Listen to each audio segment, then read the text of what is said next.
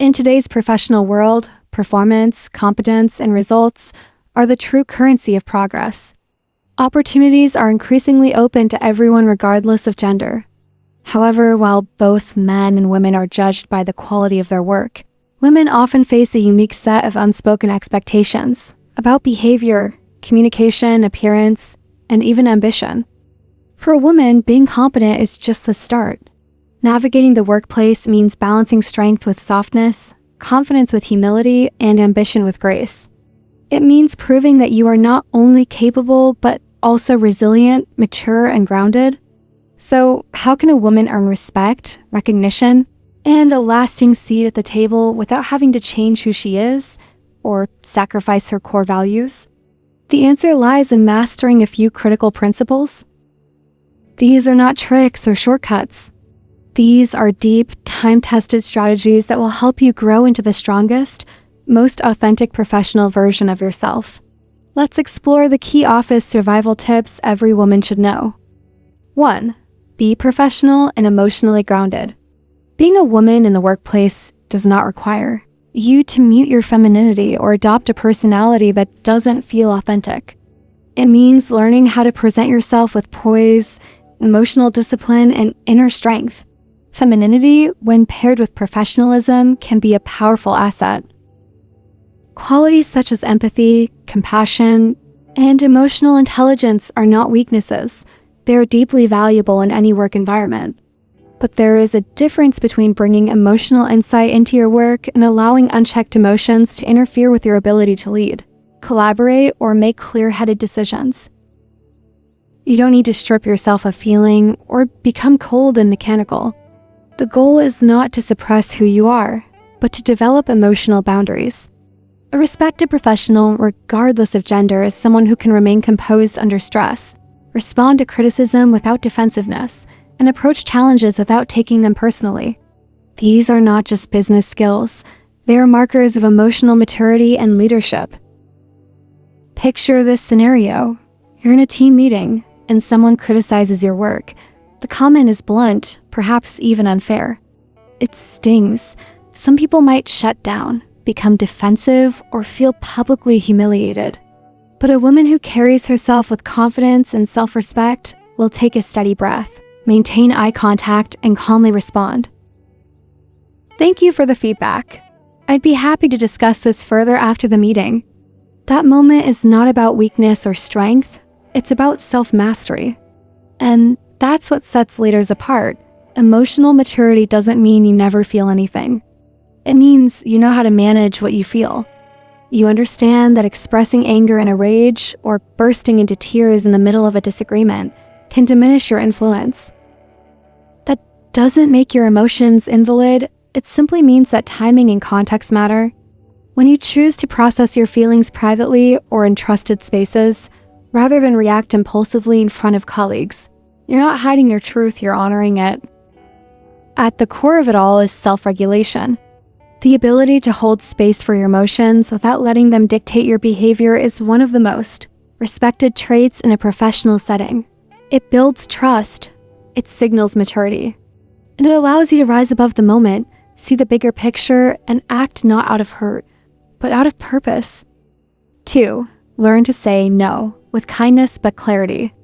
Let's be honest, many women are raised in environments where they're subtly, and sometimes explicitly, taught to be helpful, agreeable, and accommodating.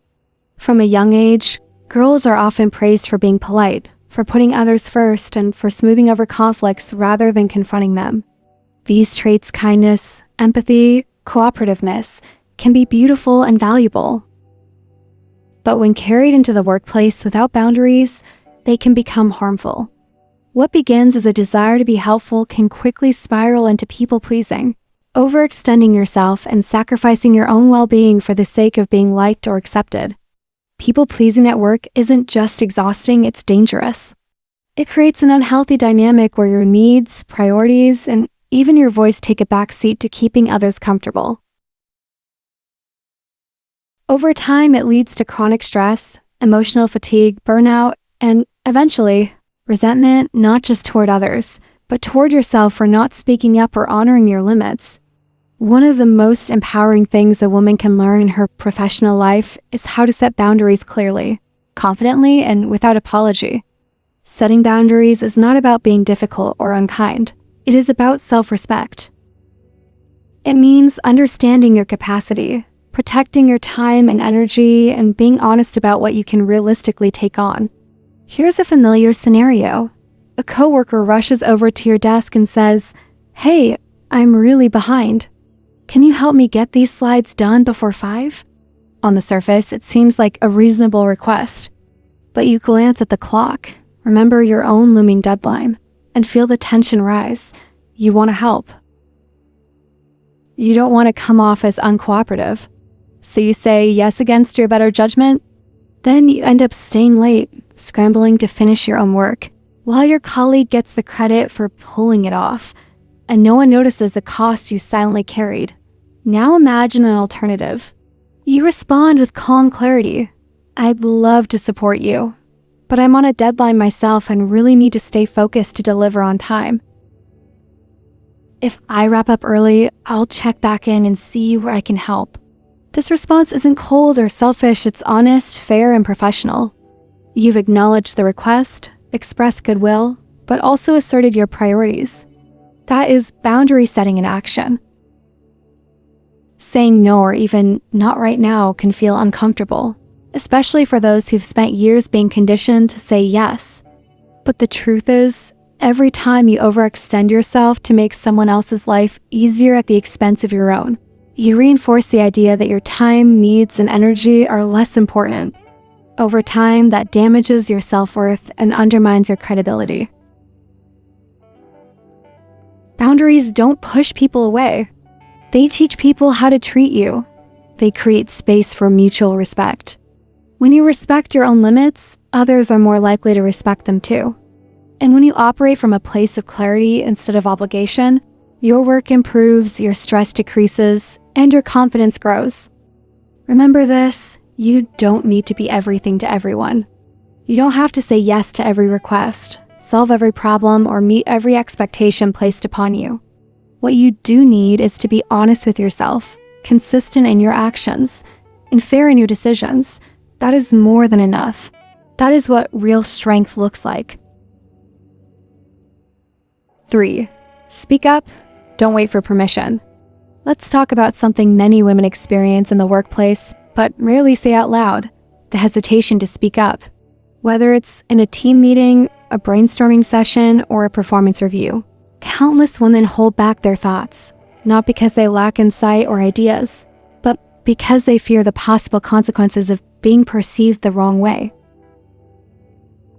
They worry they'll be labeled as too aggressive, too emotional, too opinionated, or simply too much. So instead of sharing their valuable ideas, they stay silent. Instead of challenging a flawed proposal, they nod along. Instead of taking credit for their contributions, they downplay them. The hope, often, is that the quality of their work will speak for itself. That if they just do their job well enough, someone will notice. Someone will advocate for them. Someone will open the door. But here's the uncomfortable truth. Work doesn't always speak. People do.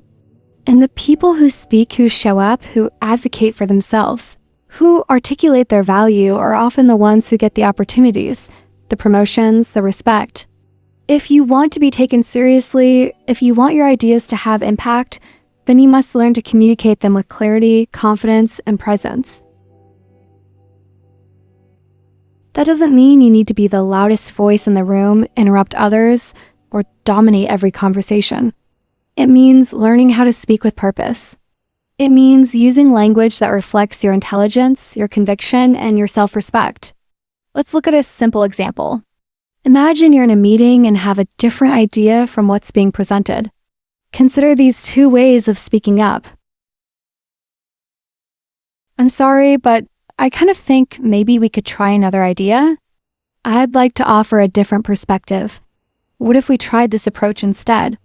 The first statement is filled with hesitation, apologies, and qualifiers. It signals doubt before you even get to your point. The second is calm, confident, and open to dialogue. It shows you're engaged, thoughtful, and not afraid to take initiative. The difference is subtle but powerful, and people notice.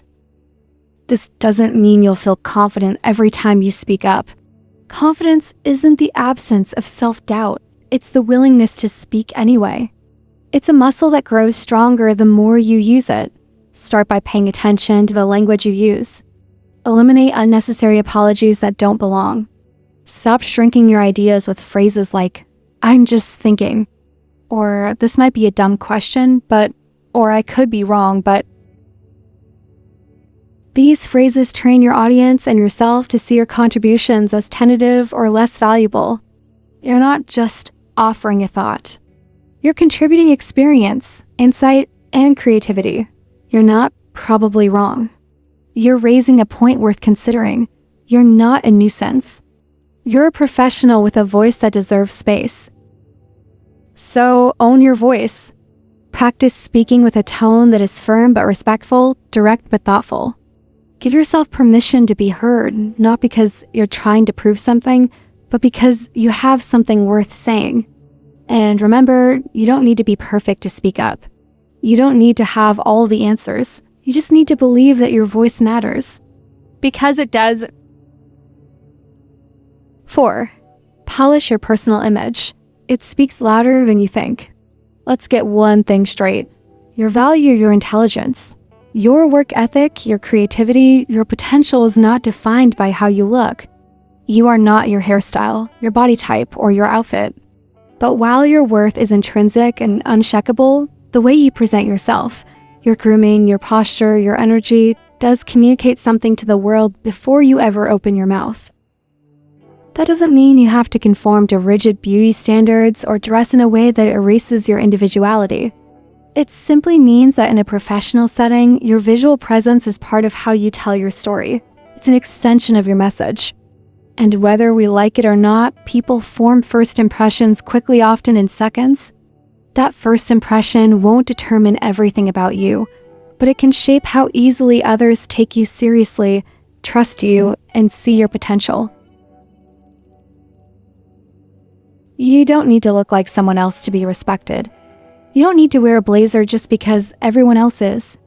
What matters most is alignment, making sure that how you present yourself reflects your role, your goals, and the environment you're in. Dressing with intention isn't about trying to impress.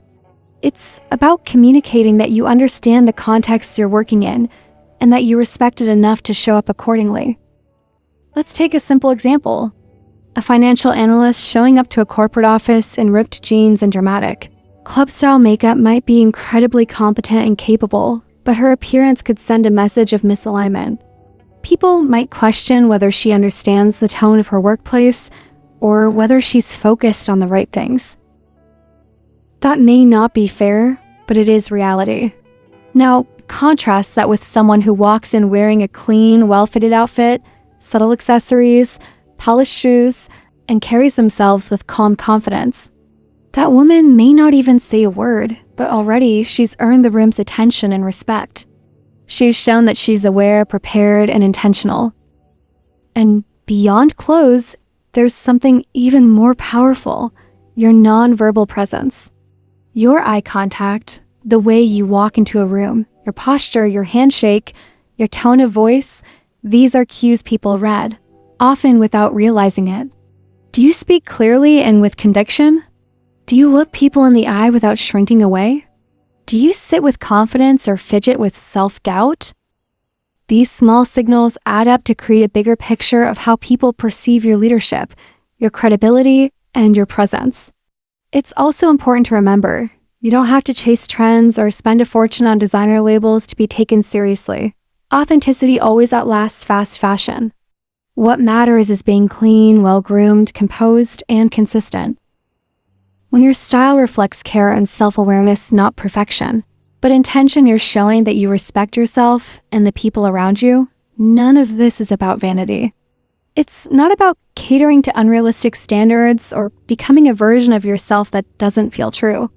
It's about using every tool you have, including your appearance, to support your goals and reflect your values. When thoughtfully, your image isn't a mask. It's a mirror, one that reflects not who you're trying to be, but who you already are ... So don't dismiss the power of presentation. Use it wisely, not to prove your worth, but to amplify the confidence, clarity, and competence that already live within you. When your presence aligns with your purpose, the world listens a little more closely. Because in the end, the goal isn't to impress, it's to express. And the most powerful expression you can offer is the most grounded, intentional, and authentic version of yourself. 5. Avoid gossip and emotional politics. Be the positive force. Let's be honest, workplace gossip can be incredibly tempting. It often shows up disguised as casual conversation, a juicy update, or a way to bond with others. It can feel like a shortcut to connection, a moment of shared outrage or amusement. But while gossip might feel harmless or even entertaining at the moment, it is a slippery slope, and one that can quietly but powerfully erode your professional reputation.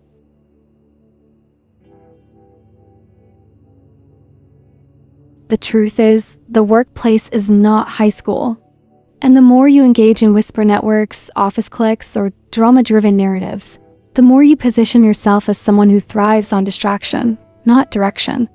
Being involved in gossip, even passively, can harm your credibility in ways that are often invisible until it's too late. You may not know who overheard, who felt uncomfortable, or who now sees you as someone they can't fully trust. But rest assured, people notice, and reputations are built or broken by what you choose to entertain. Mature professionals don't build their careers on secrets, side conversations, or personal attacks. They don't stir the pot to stay relevant. They understand that trust, integrity, and emotional maturity are far more powerful than being in the know. They value discretion. They respect boundaries. And above all, they choose to lift others up instead of tearing anyone down, even when it would be easy to join in. Here is a golden rule to remember. If someone is comfortable gossiping to you, they're probably comfortable gossiping about you. The moment you become a part of those conversations, you risk becoming their next subject. Don't mistake proximity for loyalty. Sometimes, the same people you laugh with behind closed doors are the ones undermining you when you're not around. So, what should you do when gossip comes your way? You don't need to scold or shame anyone, but you can lead by example. Practice subtle redirection. Try, "Oh wow, I hadn't heard that. Anyway, how's your project going?" Or if you feel the energy turning toxic, simply smile and excuse yourself. You don't owe anyone your presence in a conversation that compromises your values. Sometimes silence is the most powerful boundary you can set. If someone comes to you with a complaint or concern about another person, that's different, but it still requires discernment. Listen with compassion, but encourage a constructive approach. Instead of fueling their frustration, gently ask, "Have you had a chance to talk to them directly?" Redirecting someone toward honest, professional communication doesn't just protect your integrity, it helps them grow too. In a world where gossip often spreads faster than truth, be the person who chooses clarity over chaos. Build bridges instead of rumors. Foster trust instead of suspicion. A woman who remains grounded, kind, and fair, not swayed by drama, not eager to judge, is someone others come to respect deeply over time.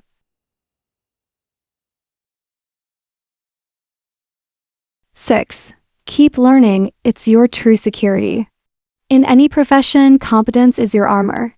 And in a world that changes so rapidly, staying competent means being a lifelong learner. Don't just rely on your job title or past achievements. Stay curious. Read industry updates, learn new tools, seek feedback, take courses, ask questions. Many women think they must prove they already know everything in order to be taken seriously. But the most respected professionals are the ones who are always learning, not the ones who pretend they don't need to. Let's say you work in marketing. 5 years ago, social media was enough. Today, you need to know about SEO, analytics, video content, maybe even AI-generated campaigns. If you're not evolving, you're falling behind. Learning doesn't just prepare you for promotions. It gives you options. It gives you the ability to walk away from toxic environments and say, I know I'll be fine. I have skills. I have value. Your growth is your power. Don't let it stagnate. Being a woman in the workplace doesn't require you to strip away your emotional depth, your warmth, or the very qualities that make you who you are. It doesn't mean silencing your intuition or hardening yourself to fit into a mold that was never made for you. It means learning how to move through complexity with wisdom. It means understanding when to speak, when to pause, and how to stay rooted in your values, especially when the pressure to conform is strong. You don't have to be the loudest, the most extroverted, or the most polished person in the room to make a difference. You don't need to wear someone else's armor to be powerful. Real leadership, real impact comes from authenticity. From knowing yourself well enough to lead in a way that's aligned with who you are, not who you think you're supposed to be. So let yourself be the kind of woman who listens deeply, speaks deliberately, and acts with courage. Be the one who sets clear boundaries not because she's difficult, but because she values her time, her energy, and her peace. Be the one who doesn't chase validation, but builds self-trust, little by little, day by day. The truth is, silent sacrifice doesn't get you seen. Overextending yourself to please others doesn't earn you lasting respect. What does? Clarity, confidence, action rooted in self-awareness and purpose. You are not here just to survive your job. You are here to shape it, to influence the space you're in, to build something, whether it's a career, a legacy, or simply a better version of yourself. And yes, you are worthy of being heard, worthy of being challenged, worthy of being given the space to grow, make mistakes, and rise again. You are worthy of success, not because you become someone else, but because you dare to fully become yourself. So take up space, not with arrogance, but with grounded assurance. Take your seat at the table not as a guest, but as someone who belongs. Speak, contribute, lead, and do it in your own way. You never had to change who you are to matter. You only have to believe that who you are is already enough. Don't forget to like, share, and subscribe.